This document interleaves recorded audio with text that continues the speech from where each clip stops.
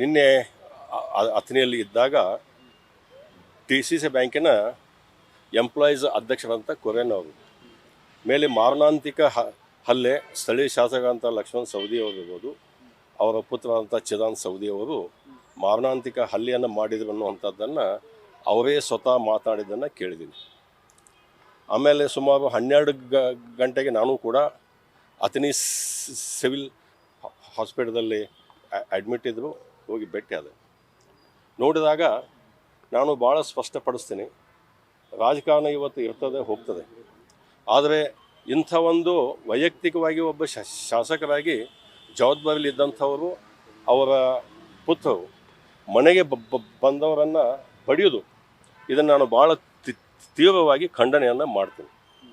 ಕಾರಣ ಹೇಳಿದ್ರಂಥವ್ರು ಇಲ್ಲ, ಅವರು ಅಳಿಯ ಒಬ್ಬರು ಅಲ್ಲೇ DCC ಬ್ಯಾಂಕ್ನಲ್ಲಿದ್ದರು, ಶಂಕರ್ ಅನ್ನುವಂಥವ್ರನ್ನು, ಅವರ ಟ್ರಾನ್ಸ್ಫರ್ದಲ್ಲಿ ನಿನ್ನ ಪಾತ್ರವಿದೆ ಅನ್ನುವಂಥದ್ದನ್ನು ಒಂದು ಮನಸ್ಥಿತಿ. ನಾನು ಕೇಳ್ತೀನಿ, ಇವರು ಎಂಪ್ಲಾಯೀಸ್ ಏನು ಪಾತ್ರ ಇದೆ? ತಾವು ಡೈರೆಕ್ಟರ್ ಇದ್ದೀರಿ, ಕಮಿಟಿ ಬೋರ್ಡ್ ಒಳಗೆ ನಿರ್ಣಯ ಆಗಿ ಸುಮಾರು ಇವ್ರ ಜೊತೆಗೆ ಸಾಕಷ್ಟು ಜನರನ್ನು ಒಂದು ನಿಯಮಾನುಸಾರವಾಗಿ ಬದಲಾವಣೆಯನ್ನು ಮಾಡಿದ್ದಾರೆ. ಅಂಥದ್ದು ಬಿಟ್ಟು ವೈಯಕ್ತಿಕವಾಗಿ ದ್ವೇಷವನ್ನು ಆಯಿತು ಅಥವಾ ಇವರು ಕವಿಸಿ ಬಡಿಯುವಂಥದ್ದು ಇದು ಭಾಳ ಖಂಡನೀಯ ಮತ್ತು ಅಥಣಿ ಬಿಹಾರ ಆಗ್ತದೆ ಅಂತ ಹೇಳಿದ್ರೆ ತಪ್ಪಾಗಲಿಕ್ಕೆ. ಅವರು ಮೊದಲಿಂದಲೂ ಮಾಡ್ಕೋತಿದ್ದಾರೆ, ಮೊದಲಿಂದನೂ ಯಾರಿಗಾರ ಹಚ್ಚಿ ಮಾಡಿಸಿದ್ರು, ಇವತ್ತು ತಾವ ಕೈಯೊಳಗೆ ತೊಗೊಂಡಾರ ಅಂತ ಹೇಳಿದ್ರೆ ತಪ್ಪಾಗಲಿಕ್ಕಿಲ್ಲ. ಒಂದೇ ಒಂದು ಘಟನೆ, 2-3 ಘಟನೆ ಹೇಳ್ತೀನಿ ನಾನು. ನಾವು ಅಪ್ಪ ಸಾಹೇಬ್ ಅವತಾಡೆ ಅಂಥೇಳಿ ಮಾಜಿ ಜಿಲ್ಲಾ ಪಂಚಾಯತ್ ಸದಸ್ಯರು, ಮೊದಲಿಂದಲೂ BJPಯಲ್ಲೇ ಇದ್ದಂಥವ್ರು, ಅವರು 23 ಇವ್ರ ಜೊತೆಗೆ ಹೋಗಲಿಲ್ಲ ಅಂಥೇಳಿ ಅವರ ಧರ್ಮಪತ್ನಿಯವರನ್ನು, ಸಹೋದರಿ ಸ್ವಲ್ಪ ಅಂಗವಿಕಲರ, ಅಂಗನವಾಡಿಯಲ್ಲಿ ಕೆಲಸ ಮಾಡ್ತಿದ್ರು ದರ್ದಾಬಟ್ಟಿ ಒಳಗೆ, ಅಂಥವ್ರನ್ನು 20 ಕಿಲೋಮೀಟರ್ ದೂರಗಡೆ ಟ್ರಾನ್ಸ್ಫರ್ ಮಾಡಿಸುವಂಥದ್ದು. ಮಲ್ಲಿಕಾರ್ಜುನ ಅಂದಾನೆ ಅಂಥೇಳಿ ನಮ್ಮ ಜೊತೆಗೆ ಇರ್ತಾರೆ, ಅವರ ಅತ್ತಿಯವರನ್ನು ಕಾಗವಾಡದಲ್ಲಿ ಇದ್ದಂಥವ್ರನ್ನ ಜಿಲ್ಲಾ ಬಿಟ್ಟು ಹೊರಗೆ ಹಾಕ್ರಂತ ಹೇಳಿ ಮಾಡುವಂಥವ್ರು. ಹೆಣ್ಮಕ್ಳು ಟ್ರಾನ್ಸ್ಫರ್ ಬಿಟ್ಟಿಲ್ಲ ಅವ್ರು. ಅಂದರೆ ಈ ಒಂದು 2-3 ಎಕ್ಸಾಂಪಲ್. ಪೊಲೀಸ್ ಸ್ಟೇಷನ್ನು ಇವತ್ತು ಸಂಪೂರ್ಣವಾಗಿ ಅವರ ಕೈಗೊಂಬೆ ಆಗಿದೆ ಅಂತ ಹೇಳಿದ್ರೆ ತಪ್ಪಾಗಲಿಕ್ಕಿಲ್ಲ. ರಕ್ಷಣೆ ಕೊಡೋರನ್ನ ಪೊಲೀಸರ ಬಗ್ಗೆ, ಖಾಕಿ ಬಟ್ಟೆ ಬಗ್ಗೆ ನನಗೆ ಅಪಾರವಾದ ಗೌರವ ಇದೆ, ಆದರೆ ರಕ್ಷಣೆ ಕೊಡೋರೇ ಅವ್ರು ಹೇಳ್ದಂಗನ ಕೇಳಕತ್ರ ಇದು ಭಾಳ ಒಂದು ಗುಂಡಾಗಿರಿಯ ಒಂದು ಸಂಕೇತ ಅಂತ ಹೇಳಿದ್ರೆ ತಪ್ಪಾಗಲಿಕ್ಕಿಲ್ಲ. ಅಂದ್ರೆ ದ್ವೇಷ ರಾಜಕಾರಣ ಅತಿಯಾಗಿದೆ ಅಂತೀರಿ ಸರ್ ತಾಲೂಕಿನಲ್ಲಿ? ದ್ವೇಷ ರಾಜಕಾರಣ ಅವರು ಶಾಸಕ ಮಾತಾಡಿದ್ದನ್ನೇ ಕೇಳ್ತಾ ಇದ್ದೆ ನಾವು. ಇಲ್ಲ, ಇದು ಗೋಕಾಕ ಇದಾವ್ದ ಪ್ರಚೋದನೆ ಐತೆ ಅಂತೇಳಿ. ಅಲ್ಲ, ಗೋಕಾಕದವ್ರೆ ನಿಮ್ಮನ್ನು ಮನೆ ಕವಿಸೆ ಬಡಿ ಅಂತ ಹೇಳ್ಯಾರ ನಾವು. ಯಾಕೆ ನೀವು ಗೋಕಾಕ ಅಂತಾರೆ? ಈಗ ಅಥಣಿ ಒಳಗೆ ಇದ್ದಂಥವ್ರು ಸಾಕಷ್ಟು ದಬ್ಬಾಳಿಕೆ ಮಾಡಾಕತ್ತಾರೆ. ಸಾಕಷ್ಟು ಪೊಲೀಸ್ ಸ್ಟೇಷನ್ನು ಒಂದು ಸುಮಾರು 15 ವರ್ಷ ಪೊಲೀಸ್ ಸ್ಟೇಷನ್ನು ಪತ್ತುಗಳು ತುಂಬ್ತೀನಿ ಬಿಟ್ಟರೆ ಅವ್ರು ರಾಜಕಾರಣನೇ ಮಾಡಿಲ್ಲ. ಇದನ್ನು ನಾನು ತೀವ್ರವಾಗಿ ಖಂಡನೆ ಮಾಡ್ತೀನಿ. ಶಿವಯೋಗಿ ಕ್ಷೇತ್ರ, ಸಿದ್ದೇಶ್ವರ ಪಾಂಡ್ರೆಯಲ್ಲಿ ಇಂಥದ್ದು ನಡಿಬಾರ್ದು. ನಾವು ಕೂಡ ಇದ್ದೇವೆ. ಒಂದು ಟೈಮ್ 2018ರಿಂದ 23ವರೆಗೆ ಒಬ್ಬ ಅಥಣಿ ಕ್ಷೇತ್ರದ ಜನರ ಆಶೀರ್ವಾದದಿಂದ ಕೆಲಸ ಮಾಡೀನಿ, ಆದರೆ ದ್ವೇಷ ರಾಜಕಾರಣ ಮಾಡಿಲ್ಲ. ಅಲ್ರಿ, ಅವ್ರಿಗೆ ರಾಜಕೀಯ ಷಡ್ಯಂತ್ರ ಅಂದ್ರೆ ಇವ್ರನ್ನ ಕರೆಸ್ರಿ, ನೀವು ಬಡೀರಿ, ಅವ್ರಿಗೆ ಸ್ಟೇಟ್ಮೆಂಟ್ ಕೊಡ್ತಾರ ಅಂತೇಳಿ ಹೇಳ್ತಾರೆ.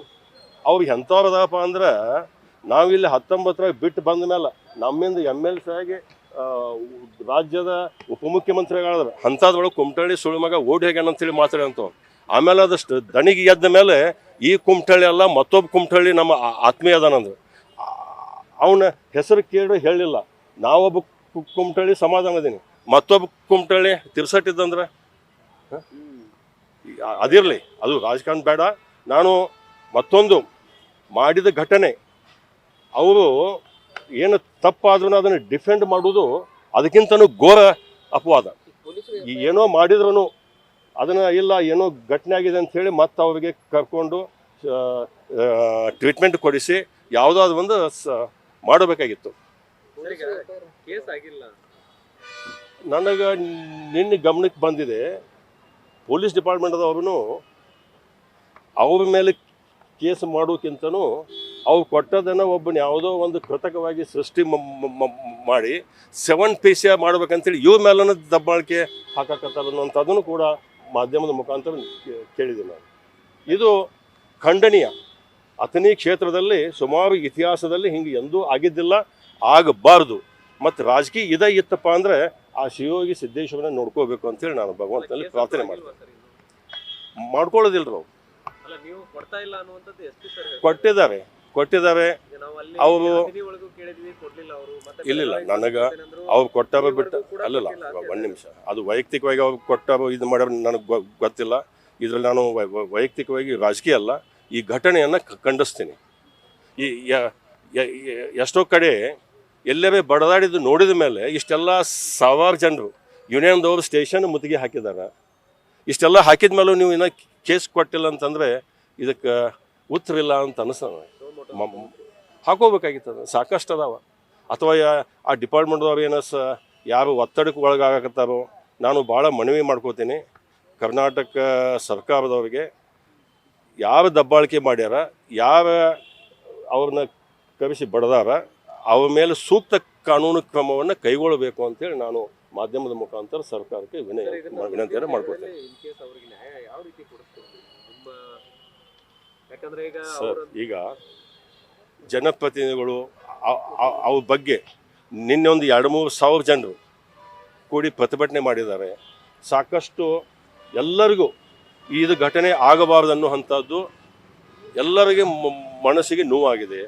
ಕೆಲವೊಂದು ಜನ ಅವ್ರಿಗೆ ಬೇಕಾದವರಷ್ಟು ಏನು ಬೇಕಾದ ಮಾತಾಡ್ಬೋದು, ಆದರೆ ಸಾಮಾನ್ಯ ಜನರಿಗೆ ಇದು ಜಾತ್ಯತೀತ ಪಕ್ಷಾತೀತವಾಗಿ ಒಬ್ಬ ನೌಕರಿ ಮಾಡೋನ ಮೇಲೆ ಹರಾಸ್ಮೆಂಟ್ ಆಯ್ತಪ್ಪ ಅಂದ್ರೆ ನಮ್ದು ಹೆಂಗೆ ಅನ್ನುವಂಥದ್ದು ಕೂಡ ಎಲ್ಲರಿಗೂ ನೋವಾಗಿದೆ. ಅವ್ರಿಗೆ ಭಾಳ ಸ್ಪಷ್ಟಪಡಿಸ್ತೀನಿ, ಬರೀ ಯಾವುದಾರು ತಾವು ಮಾಡಿದ ಮೇಲೆ ಅದು ಗೋಕಾಕ್ ಅನ್ನೋದು, ಅದು ಗೋಕಾಕ ಅನ್ನೋದೊಂದು ಬಿಟ್ಟರೆ ಅವರಲ್ಲಿ ಮತ್ತೊಂದು ಯಾವುದೂ ಶಬ್ದನೂ ಇಲ್ಲ, ಉತ್ತರನೂ ಇಲ್ಲ ಅಂತೇಳಿ ನಾನು ಈ ಸಂದರ್ಭದಲ್ಲಿ ಭಾವಿಸ್ತೇನೆ. ಗೋಕಾಕ್ ಕಡೆ ತಿರ್ಸ್ತಾರೆ.